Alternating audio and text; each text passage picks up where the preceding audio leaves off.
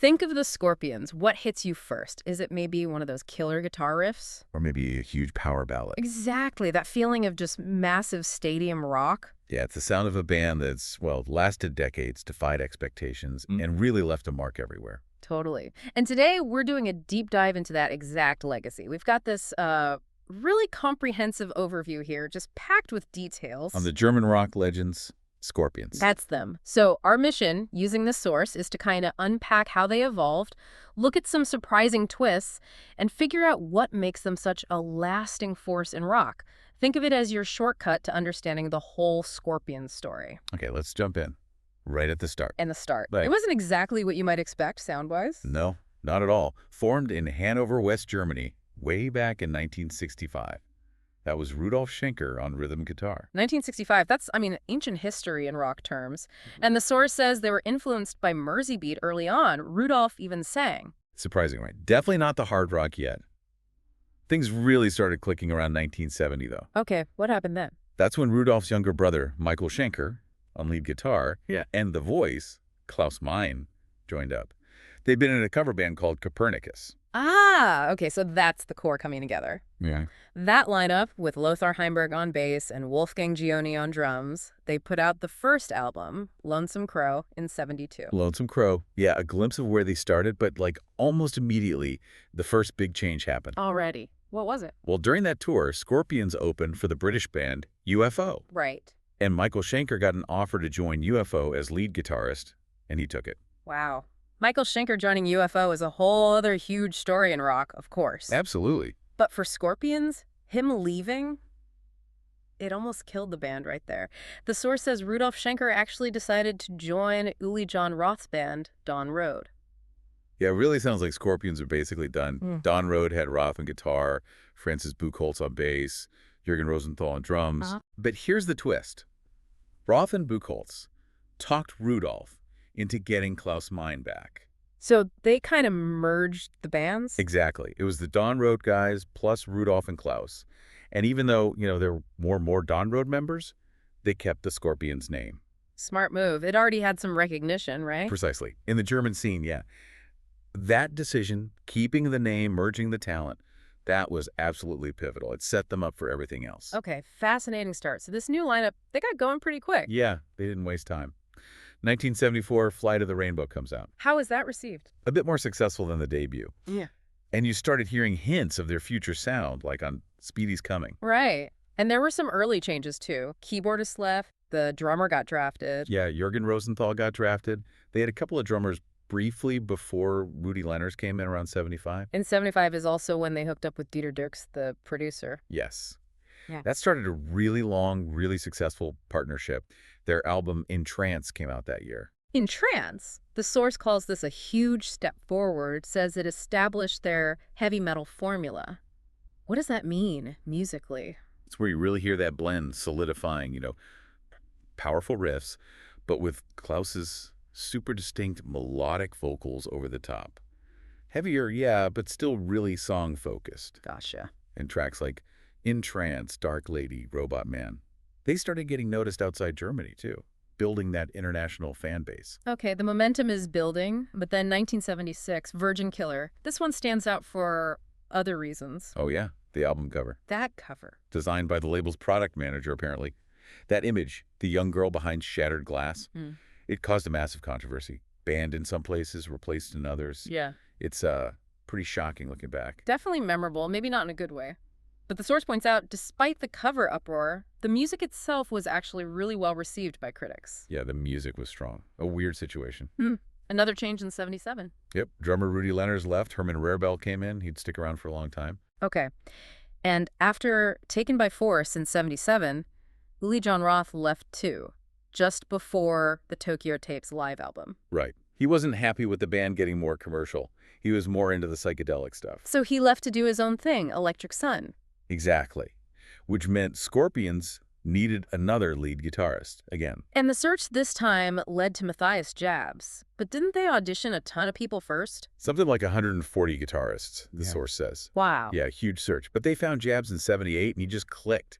became such a core part of that classic lineup. And Jabs joining really kicks off their huge commercial era, doesn't it? Late 70s through the 80s, early 90s. Absolutely. This is where they just exploded globally. So right after Jabs joined, they switched labels Mercury in the US, EMI elsewhere, and put out Love Drive in '79. Love Drive.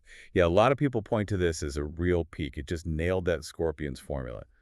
Killer hard rock tracks side by side with those amazing melodic ballads. Perfect balance. And wasn't there that weird moment where Michael Schenker came back briefly? Yes. During the recording, for a short time, they actually had 3 guitarists. Crazy. Yeah. The album had so many classics still played today. Loving You Sunday Morning, Always Somewhere, Holiday, the instrumental Coast to Coast, and another provocative cover. This one actually won a Playboy Award for Best Sleeve, but again, it got changed for the U.S. Always at the covers. Seems like it. But crucially, Love Drive charted in the U.S. That was a big signal. Michael Schenker's left again right after, so Jabs became the permanent guy. Then 1980, Animal Magnetism. More provocative art, more classics like The Zoo. And then came a really scary moment. 1981, Klaus Meine started having serious throat problems, needed surgery. Oh man, they must have thought his career was over. There was huge uncertainty. The source even mentions Don Duckin, before he was famous, came in to lay down guide vocals for the Blackout sessions while Klaus was recovering. No way. Yeah, but incredibly, Klaus's voice healed completely. He finished recording Blackout, it came out in '82, and boom, biggest album yet, went platinum. That's amazing. Reviews are great. Hits like No One Like You, Can't Live Without You. Showed he was back, maybe even stronger. What a comeback. And they rode that wave, right? Played the U.S. Festival in '83. Huge gig. Over 375,000 people. It was broadcast on MTV too, which gave them massive exposure in the States just as they were about to hit their absolute peak. And that peak arrived in 1984 with Love at First Sting. This was it. This album made them genuine global superstars. Because of one song in particular, Rock You Like a Hurricane? Oh yeah. Yeah. That single was just inescapable. It drove the album to double platinum in the U.S. in just a few months. And MTV was key then, right? Absolutely critical. They played the videos for Hurricane, Still Loving You, that ballad, Big City Nights, I'm Leaving You Constantly. MTV even called them the ambassadors of rock. Rolling Stone dubbed them the heroes of heavy metal. That kind of exposure changed everything. Incredible reach. And at that peak, 1985, they put out Worldwide Live. Their second live album, recorded during that massive world tour. Another huge success, charted really well everywhere. So after all that touring, they took a bit of a break before Savage Amusement in '88. Yeah. That one had a more polished sound, kind of like what Def Leppard was doing. More keyboards, maybe? How did that go down? Well, it sold well, but some critics were a bit underwhelmed compared to Love at First Sting, though Kerrang gave it 5 Ks, so, opinions varied. Okay, a bit mixed. But '88 also had that groundbreaking trip to the Soviet Union. Yes. Only the second Western rock band that wasn't American to play there, after Uriah Heep. That's cool. And they went back for the Moscow Music Peace Festival in '89. Built up a massive Russian fan base that's still loyal today. Also '89, that compilation, Best of Rockers and Ballads, that did well too. Yeah, their only compilation to go platinum in the U.S. had some cool rare tracks on it, like a cover of The Who's I Can't Explain. Nice. Moving into the '90s, they changed things up again for Crazy World in 1990. They did. They parted ways with Dieter Dierks after all those years, brought in Keith Olsen to produce, wanted maybe a bit less polished than Savage Amusement. And Crazy World delivered probably their single biggest song ever. Wind of Change. You can't overstate that one, can you? The timing, the message. It was massive. An anthem for everything changing in Eastern Europe, the Berlin Wall coming down. The source says it sold over 14 million copies. Just one of the biggest singles ever, globally. Captured a moment perfectly. Truly iconic. And didn't they perform at Roger Waters' The Wall show in Berlin that same year? They did, right there, as it was happening. What a thing to be part of. Incredible. But after that huge success, bassist Francis Buchholz left after the tour. Yeah, after many years. Which kind of brings us into their later period, 1993 onwards. Still going strong, but navigating different times in music. So Fakes the Heat in '93, new bassist Ralph Rickerman, new producer Bruce Fairbairn. What was the sound like? Heavier, actually. More metal than Crazy World. Had some success, but, not like the absolute peak 80s years. Then another live album, Live Bites, in '95. Less successful than Worldwide Live. Yeah, didn't make as much impact. And another personnel change for Pure Instinct in '96. Drummer Herman Rarebell left. Right. Kirk Kress played on the album, then James Kotek joined permanently. That album, Pure Instinct, had a lot of ballads, leaning into that side again. Okay. But then came I the Second, I, in 1999. This one didn't go over so well. No. That's putting it mildly. They experimented with, like, pop and techno elements. Pop and techno, Scorpions. Yeah. Fans were not happy. And the source mentions a controversial video for To Be Number One with Monica Lewinsky lookalike. Didn't help. Oof, sounds like a definite misstep. How did they recover from that? Well, the next project was quite different. Moment of Glory in 2000, a collaboration with the Berlin Philharmonic Orchestra. Ah, the orchestral rock thing. Exactly. Kind of helped rebuild their reputation, showed a different musicality. Though the source notes, some accuse them of just copying Metallica's S&M project from the year before. Right, timing wasn't great, maybe. Even though Scorpions apparently had the idea offered to them years earlier. Who knows? Then they followed that with Acoustica in 2001 and an unplugged album. Yeah, live acoustic reworkings of classics, some deeper cuts. Fans generally liked that one, showed their versatility. But people were definitely wanting a proper new rock album by then. And they got it in 2004 with Unbreakable. They did. Mm-hmm. Critics called it a return to form, said it was their heaviest since Face the Heat. So, musically strong, but how did it do commercially? Not great, actually. Didn't get much airplay, didn't chart that well. Maybe poor promotion, maybe the long gap. But they toured hard behind it. Even supported Judas Priest in the UK. Interesting. Then Humanity. Our Eye in 2007 was a concept album. Yeah, focused on a bigger theme. It actually charted in the US, so they still had that connection. And fun fact for gamers, their stuff ended up in Guitar Hero, right? Yep. No One Like You and Rock You Like a Hurricane shows their reach into pop culture. Definitely. The source also mentions that slightly controversial concert in Russia in 2007 for the security forces. Oh, right. In the Kremlin. Celebrating the anniversary of the Chika, the KGB forerunner. Caused a bit of a stir. The band said they just thought it was a Christmas concert, not a political thing. One of those tricky situations you get into with a long global career, I guess. Seems like it. They got a big German Lifetime Achievement Award, the Echo, in 2009. And then Sting in the Tail in 2010. This was meant to be the last one. Initially, yeah. Announced as the final album, the final tour. But rock stars rarely retire for good. Exactly. They changed their minds later, kept going, which is great for the fans. Also in 2010, they got their handprints on Hollywood's Rock Walk. Cool. They put out Come Black in 2011, which was re-recordings. Yep, revisiting older songs. And showed their versatility again with that MTV Unplugged in Athens in 2013. Yeah, another really well-received acoustic project, showcased hits and rare stuff. Then their 50th anniversary in 2015, huge milestone. How did they mark that? With the album Return to Forever. It had new songs, but also finished versions of unreleased tracks from back in the day.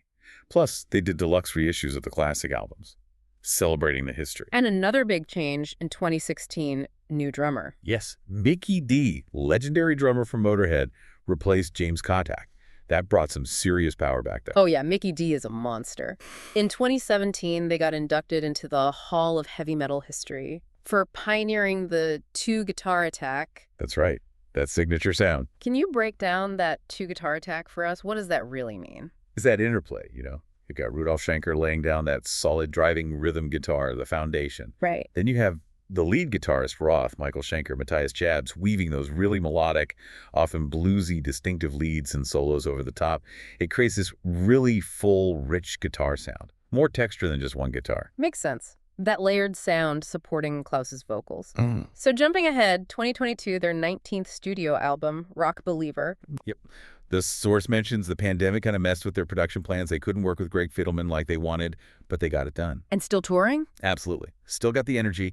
And just recently, 2023, they did that collaboration with Yoshiki on a new version of Wind of Change for a documentary, performing the Ukraine version, which is obviously very timely. Wow. And the longevity just continues. They're planning for their 60th anniversary in 2025. 60 years. It's incredible. Planning a big show in Hanover with Judas Priest, apparently. Amazing. And Klaus Meine even hinted recently, February 2025, about maybe a 20th album, or at least some new songs. Still thinking about creating. Unbelievable. So wrapping this all up, what does this whole epic journey tell us about their style, their impact?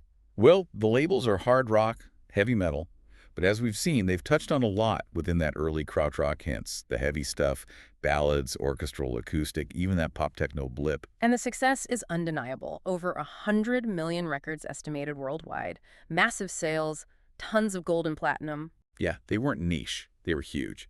And recognized, too, heroes of heavy metal, ambassadors of rock. Plus all the awards, the Rock Walk Star, Hall of Fame presence, German honors, even a Scorpions Day in LA and a Scorpion Street in Spain. It's that global reach. And look at their influence. The source lists, bands like Cinderella, Def Leppard, Guns N' Roses, Metallica, Megadeth, Mötley Crüe. That's a serious list. It is. They Man. clearly influenced generations with that guitar sound, that mix of power and melody. And those key songs, Wind of Change, Rock You Like a Hurricane, Still Loving You, they just perfectly capture that blend, don't they? The anthemic rock and the huge emotional ballads, they mastered both. They really did. It let them connect with such a massive audience. So there you have it, 6 decades of Scorpions, from Hanover clubs playing Mersey beat covers to global icons, overcoming vocal scares, lineup changes, changing trends, the resilience, adaptability, and that core sound just kept them going. It's an incredible story. Makes it think, doesn't it? After 60 years, countless tours, songs that are part of the culture, what lets a band like that not just hang on, but keep finding an audience, keep mattering? Yeah, what does their story really tell us about the enduring appeal of hard rock, those big ballads, and that connection bands forge with their fans over time? Definitely something to ponder.